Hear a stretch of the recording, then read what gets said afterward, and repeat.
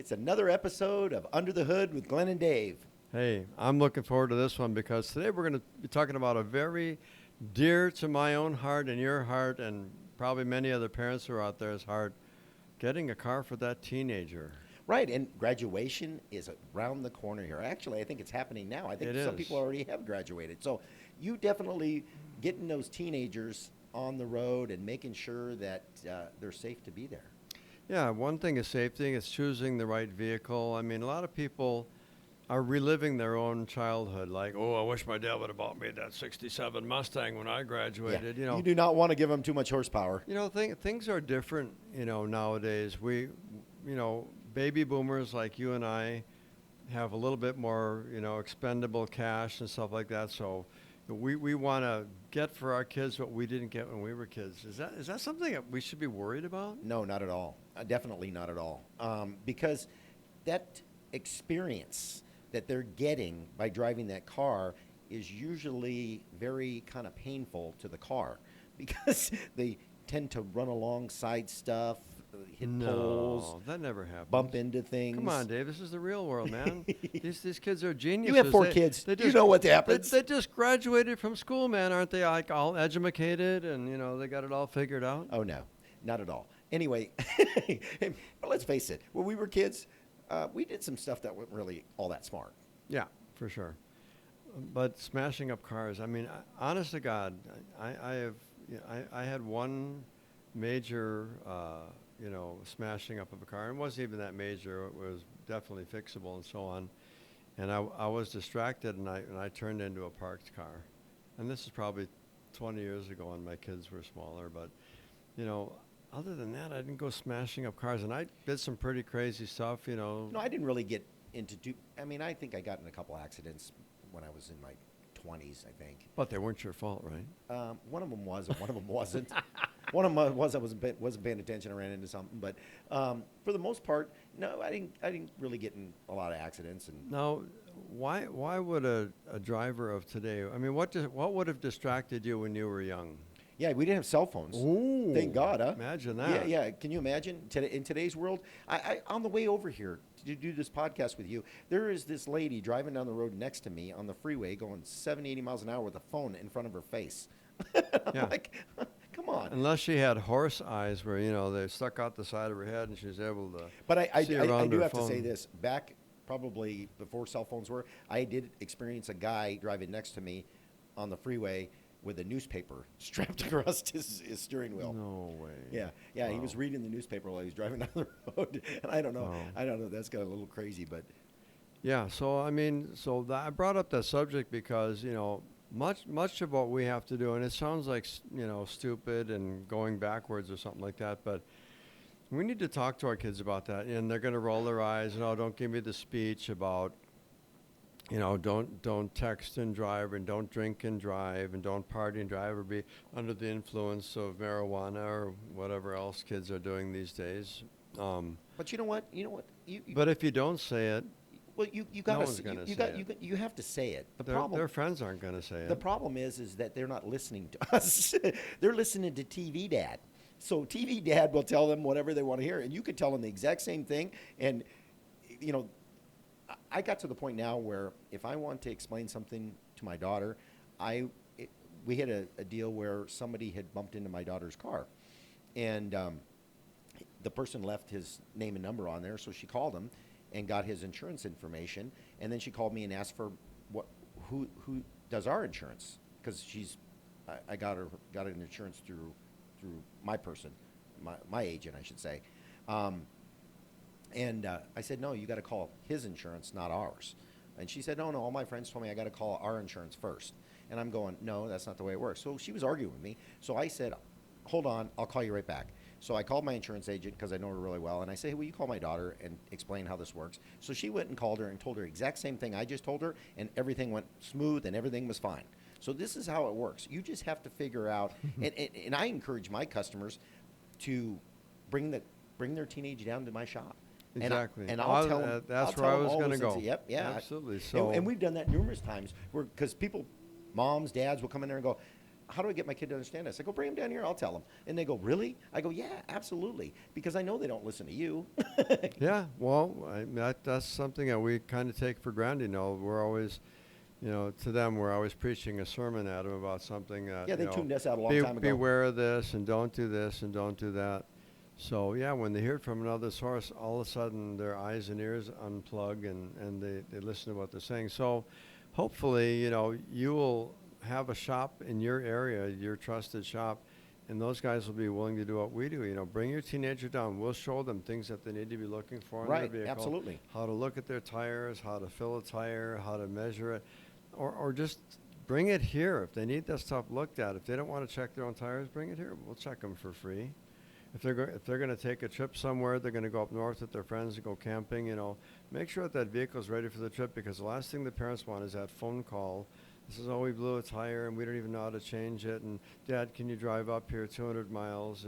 Well, and these kids, when they turn 18, 19 years old, even at 18 or 19, they just think they can jump in the car and drive to San Diego. And you're driving across a hot desert.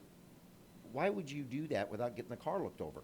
But a lot of them just don't have any fear of it. It's not a big deal. Right. I wouldn't drive across the desert without checking out the car. Yeah. And I get mine serviced on a regular basis. Right, and I mean, all the cars nowadays have electric cooling fans, and most cars now have two of them, right?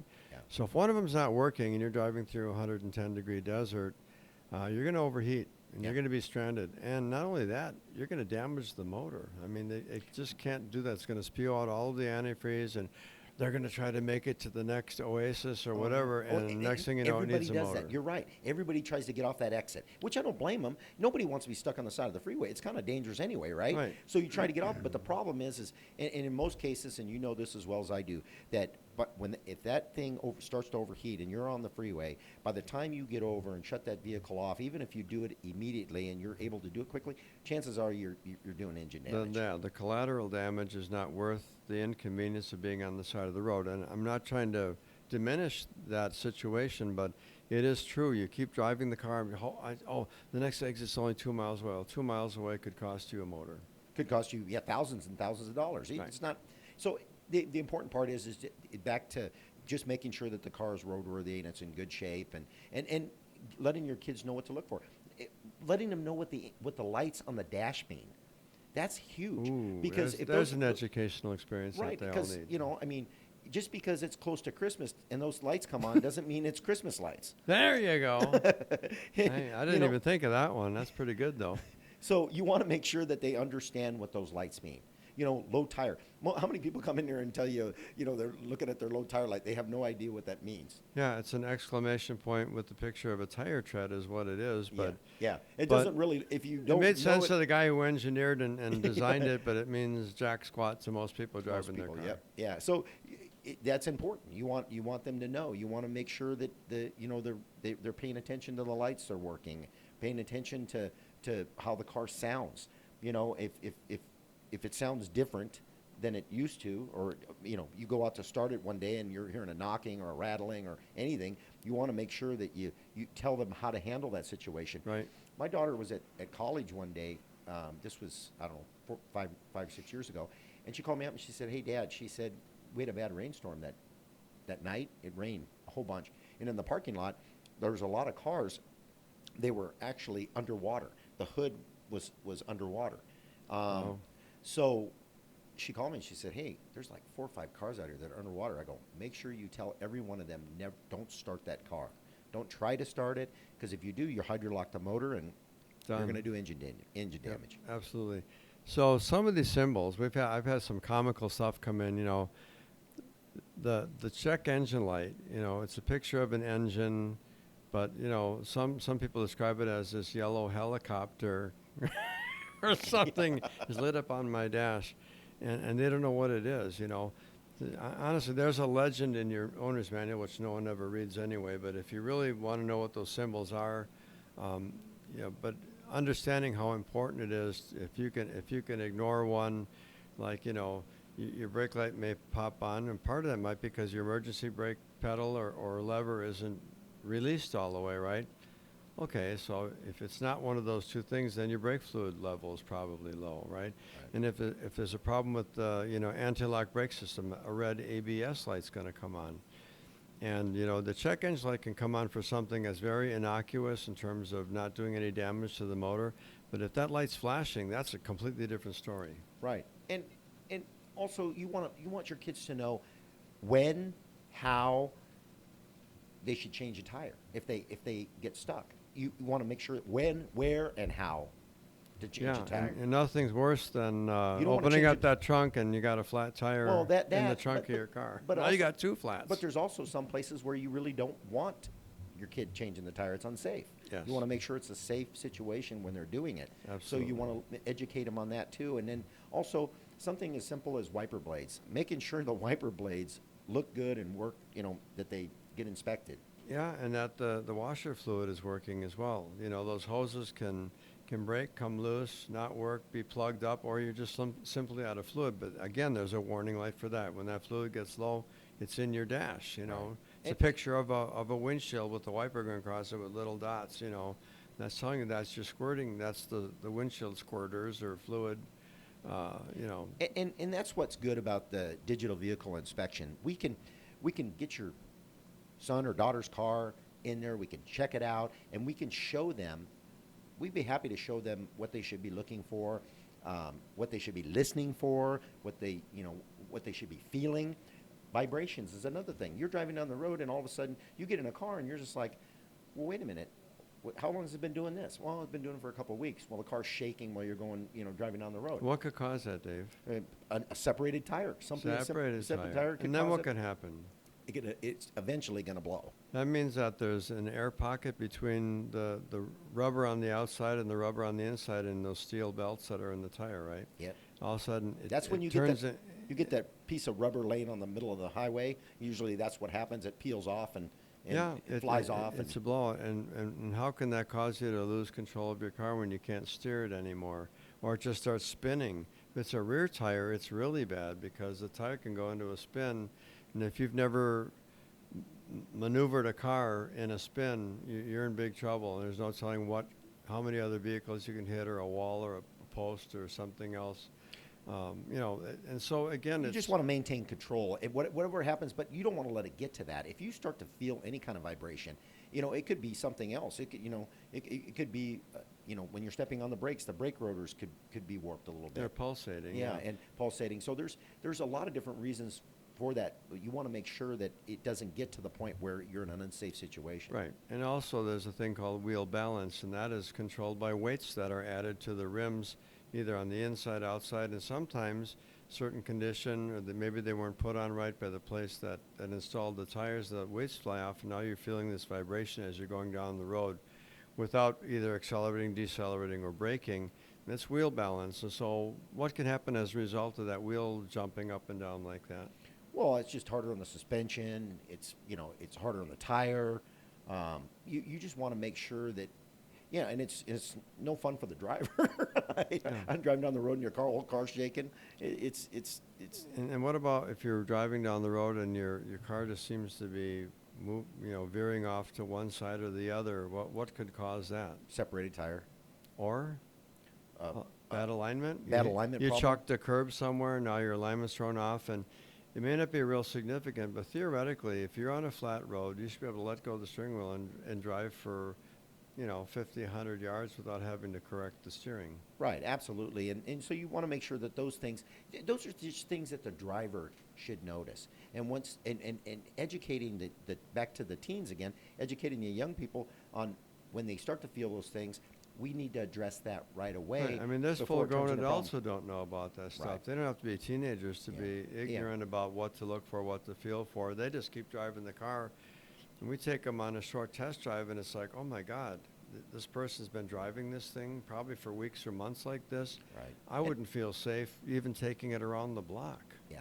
And then, of course, you want your kids to always pay attention to those things. Not text and drive, not Right.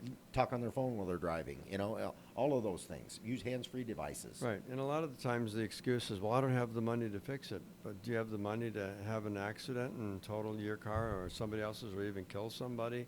I mean, some things are that drastically dangerous. So, again, when something doesn't seem right, get it checked. Well, and then also too, I mean, we all like to listen to our music, listen to the podcast, listen to whatever we're listening to. Sometimes it's a good idea just to turn that stuff down a little bit.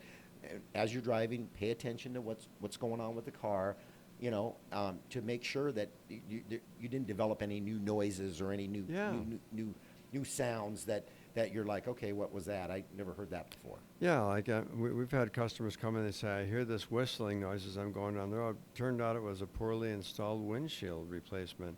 Yeah. And so the what air can coming happen? through What there. else can happen as a result of that when it rains? Well, you're gonna get water inside your vehicle. Yeah, and then where can it go? Down into your dash. Yeah, Which and electrical problems. Oh, Yeah. yeah. And how many of those do we see a year? We see several a year where a bad windshield installation, you hear the whistling, or when you go to the car wash, you're washing the car, water's getting inside. Well, that water trickles down. And for some reason, these manufacturers always seem to put the computers exactly where that water ends up. Yeah.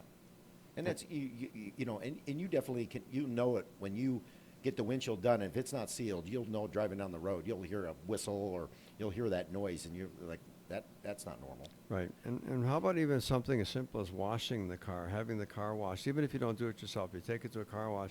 What benefits are there? Oh, a lot. There's a lot of benefits to it. It helps keep the paint from oxidizing or going bad.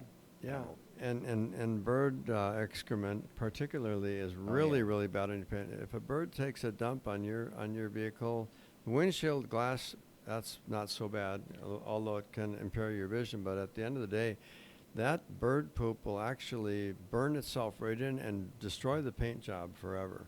You can't get that out. You can't polish it out. If that sits there for days or weeks at a time in the hot sun, you're going to have a permanent stain, and actually eats right through the clear coat on the paint.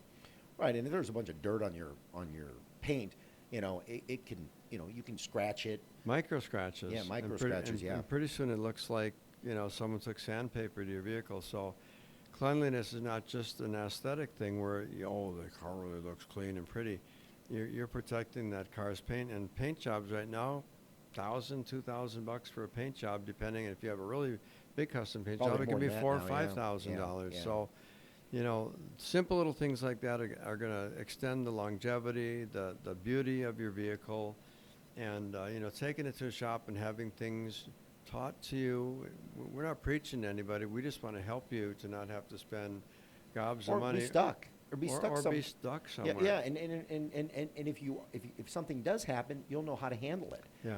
Like we talked about earlier, what things should you not blow off? I mean, obviously, lights coming on in the dash is something that you definitely need to address. Yeah, brake noise, pulsations, vibrations. So those things can lead into wheel bearings. You may hear this light pitch noise, and you turn the wheel one way and the noise goes away, and you turn it the other way a little bit and it gets louder. That's a sign of a wheel bearing that's going out.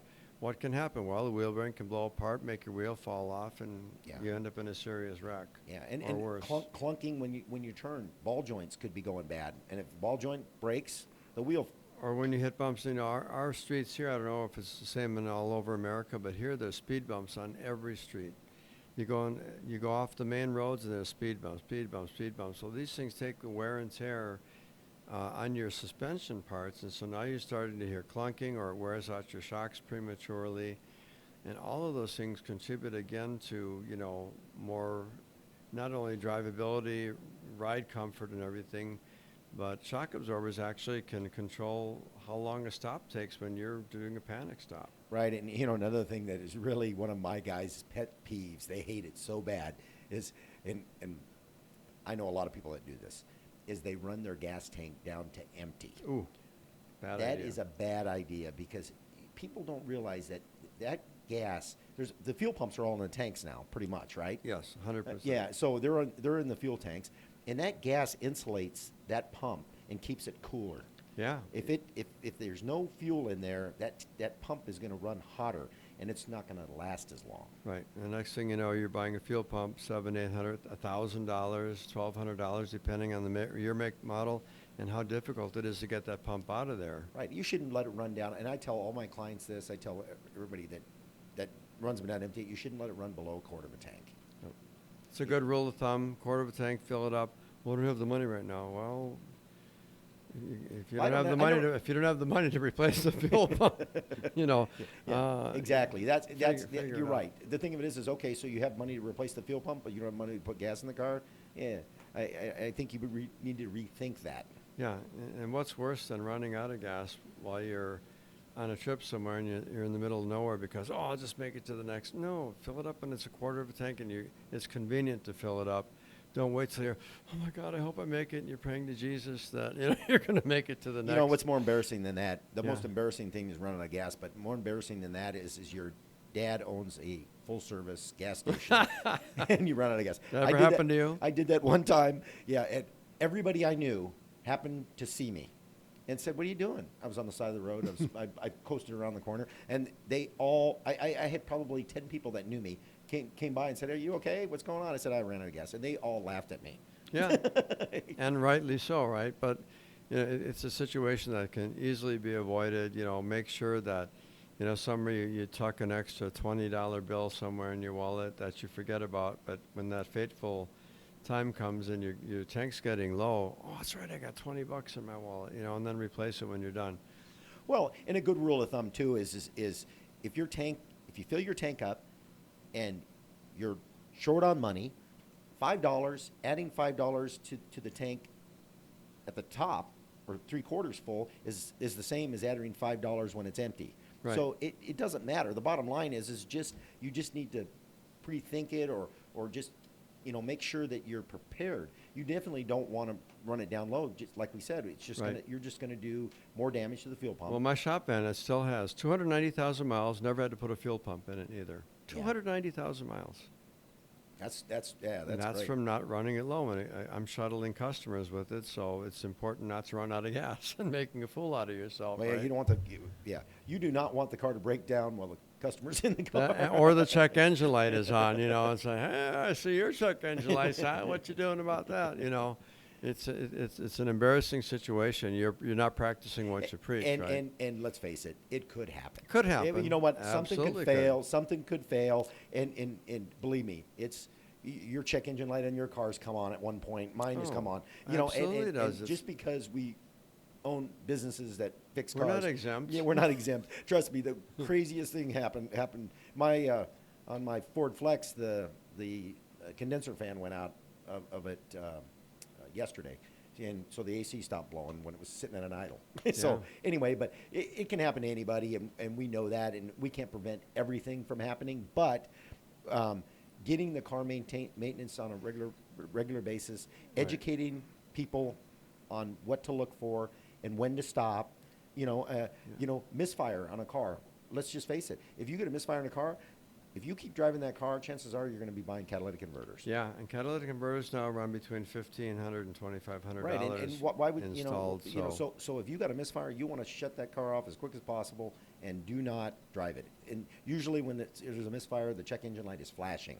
That is correct. That is really bad. That is a standard really textbook case. If it's flashing, you need to stop, get the car towed, do something, because if you try to make it another 10, 15, 20 miles from where you are, you're going to be paying a lot more than just for a spark plug or a coil or whatever is causing the misfire. I mean, I'm not going to get into a whole bunch of mechanical depth here, but there's so many things now that can cause misfires that aren't spark plugs and wires and Right. coils. It's not like the good old days.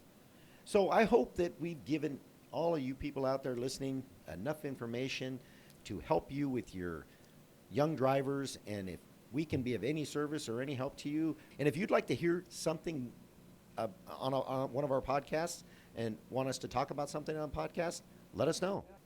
Look us up at podcastunderthehood.com. Thanks for joining us, and we'll see you again. We'll talk to you again, and we hope to see your smiling faces in our shop.